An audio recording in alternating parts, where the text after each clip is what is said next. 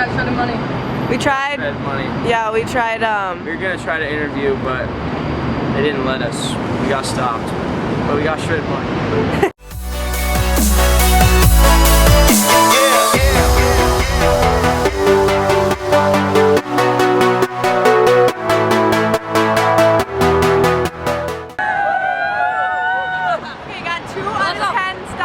Why is it? Is it not focused? Okay, okay. 2 out of 10 stops. 2. Okay, we gotta stop here. We gotta stop here. Don't walk in there. It's blurry, John. Sorry. Yeah, that's not funny. I wish. Okay, let's go. Let's Keep going. Hello. No, you can't go. Why not? There's nobody here. Okay, walk.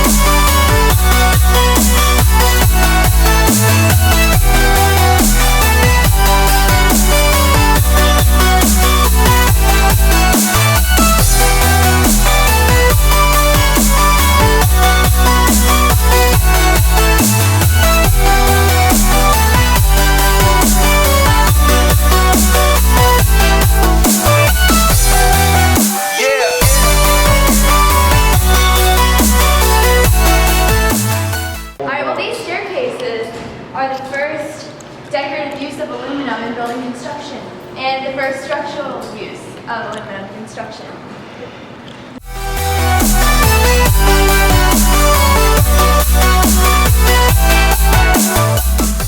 Guys, we're at the market. Who's gonna sell it? Who's gonna buy this? They have like jars.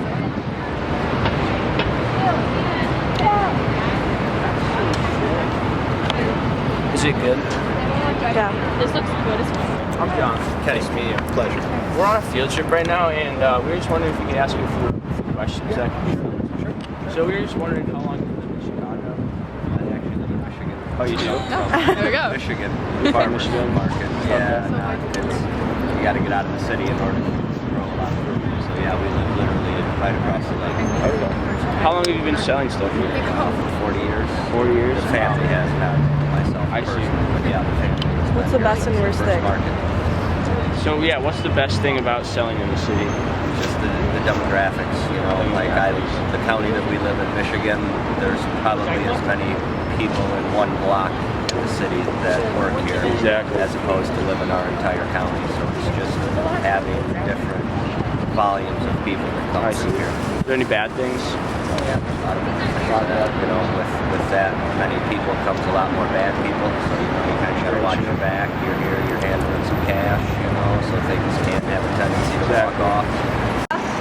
The interview at the market, What was that, Anna? We're heading to the Palmer House. okay, we're heading to the Palmer House, but good. the interview with the marketplace, I don't know what his name is. Do you remember what his name is? Where? You literally shook his hand. Oh, At the that market. guy? At the market. Okay, anyways, John is dumb and doesn't remember. Stuart? They're dating. No, that's Okay, nobody. okay. It died, the camera died, so. No, oh, I Yes, think it it did. just now. Oh my god.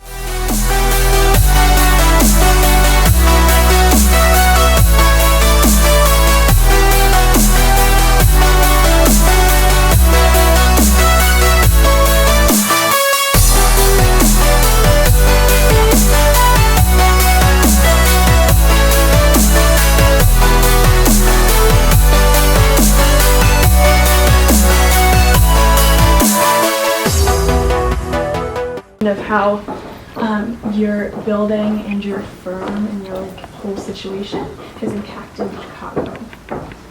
Well, Holabird and Root, as an architectural firm, has been around for 130 years. So when you walk around the Loop, a lot of the buildings that you see, including the building that we're in right now, were designed by Holabird and Root or Holabird and Roach, our office's predecessor. My kids go to Oswego East. That's so cool. Yeah. Now, do you live in the city and commute, or? No, I live in Aurora Oh. and commute in. Yeah. Okay. Yeah. Okay. So how would you contrast Aurora to Chicago then? Well, you know, the commute's not great. For sure. But I kind of feel like I have the best of both worlds because, you know, for example, last Friday, I don't know if you guys had the day off on Friday, but I brought my kids into the city with me. We went to a game at Wrigley and just hung out in the Loop. And, you know, but on the other hand, I have a cornfield right across the street from my house in Aurora. So it's you know, for years and years before I had my kids, my wife and I did live in the city, and it's just it's a whole different kind of mindset. You're wondering if there's history that impacts your everyday here. Yeah, so, you know, back to the history of Holabird Route, you know, there was the Great Fire around the turn of the century that basically decimated the entire area that's now known as the Loop, and larger even. And after that, a lot of architects and builders flocked to Chicago to rebuild. And the original founders of this office were a part of that. So with that as kind of a historical legacy, and also the World's Fair that occurred in Chicago, you know, down around the area where Hyde Park is now, also had a big impact on this office. We got a lot of work out of that. So, you know, literally, if you do a walking tour of the Loop, the Board of Trade building, Palmolive building, Soldier Field, a lot of these iconic buildings in the Loop were done by our office.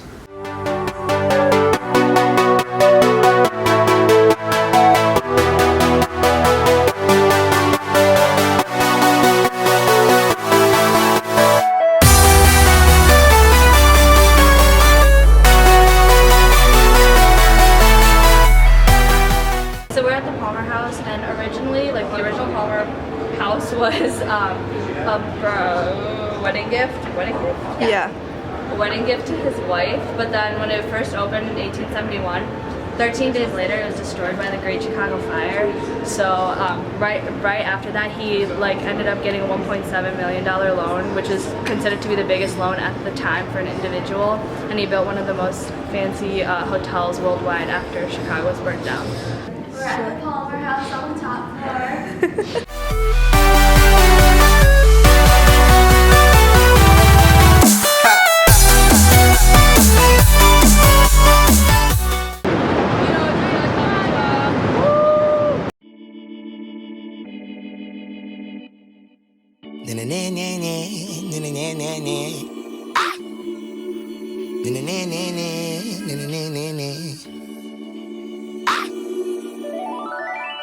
Trying to find food, but not having any luck.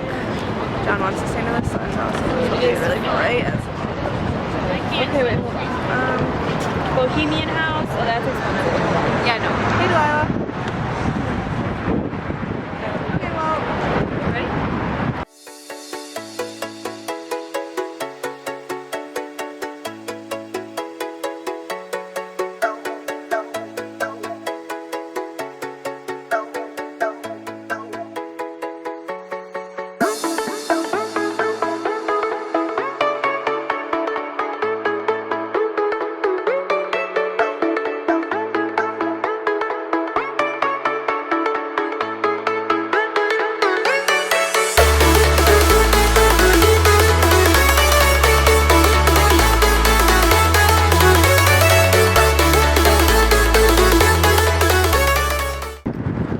So, what's your name?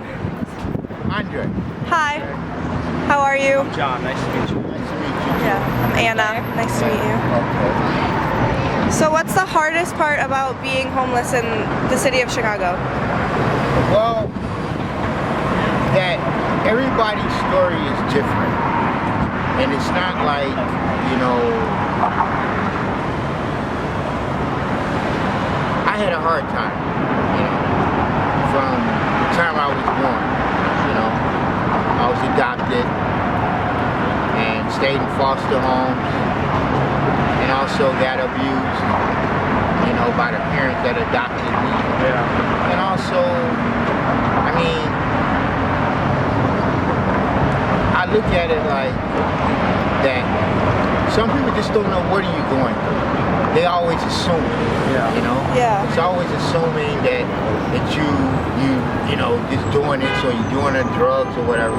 It's not that case, you know? So right now I don't have a family because they're all, you know, I don't know my real family, you know? And I would like to know them. They gave me up. I got taken from them when I was 6 months. It scored my legs, the back of my legs. It threw hot water when I was 6 months. So I went in a foster home, stayed there for about 7 years, and I got adopted. And I got adopted. I got abused, sex abuse. That went on for about a good 2 years. And when I got in high school, I tried to commit suicide, and you know, just a lot of other things but I overcame all of that. I overcame it. Got a job and all that.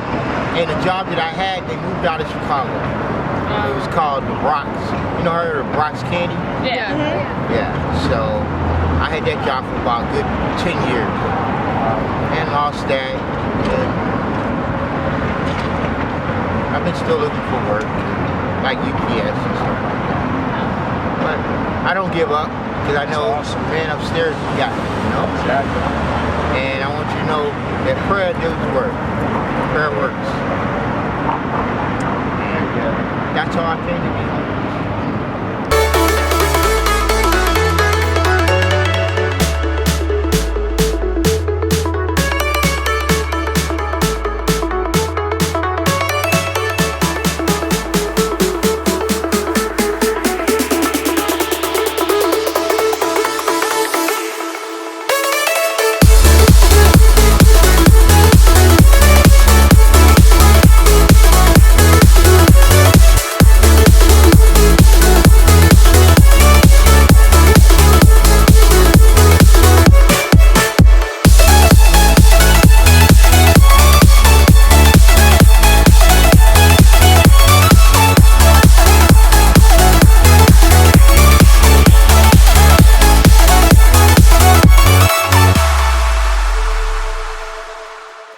Goodbye.